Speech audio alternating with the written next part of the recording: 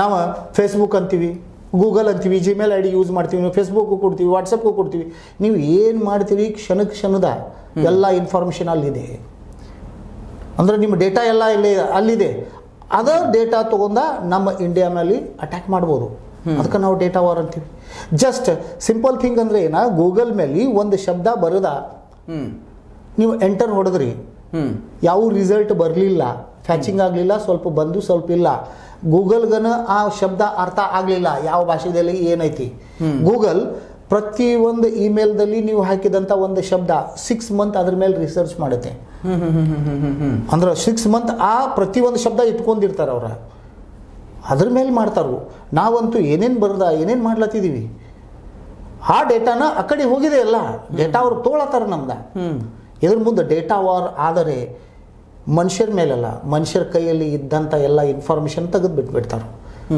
ಅಥವಾ share ಮಾರ್ಕೆಟನ್ನು crash ಮಾಡ್ಕೋಬೋದು, share ಮಾರ್ಕೆಟನ್ನು up down ಮಾಡ್ಕೋಬೋದು. ಕರೆಕ್ಟ್. ಹೀಗೆಲ್ಲ ಮುಂದೆ ನಡಿಬಹುದು. ಅದಕ್ಕೆ ನಾವು ಸೈಬರ್ ವಾರ್ ಅನ್ಬೋದು, ಡೇಟಾ ವಾರ.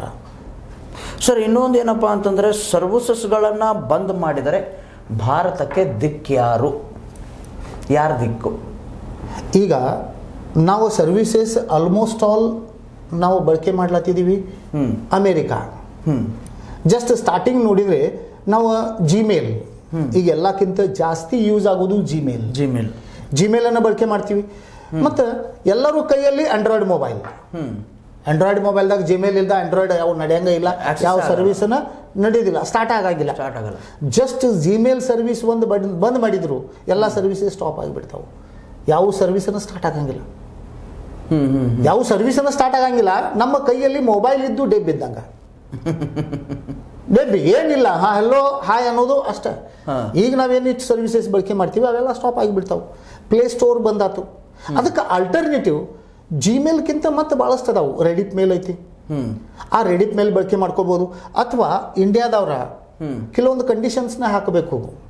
ಸರ್ವಿಸಸ್ ನೀವು ಏನು ಪ್ಲೇ ಸ್ಟೋರ್ದಲ್ಲಿ ಬಳಕೆ ಮಾಡ್ತೀರಿ, ನಮ್ಮ ಇಂಡಿಯಾದ ಒಂದು ಜಿಮೇಲ್ ಅಂತದನ್ನು ಮೇಲ್ ಸರ್ವರ್ ಕ್ರಿಯೇಷನ್ ಮಾಡಿ ಅದರಿಂದನೂ ನೀವು ಮೊಬೈಲ್ ಬಳಕೆ ಮಾಡಬಹುದು ಅಂತ ಸರ್ವರ್ ಮಾಡಿ ಮೊಬೈಲ್ದಲ್ಲಿ ರೆಸ್ಟ್ರಿಕ್ಷನ್ಸ್ ಹಾಕಬೇಕು.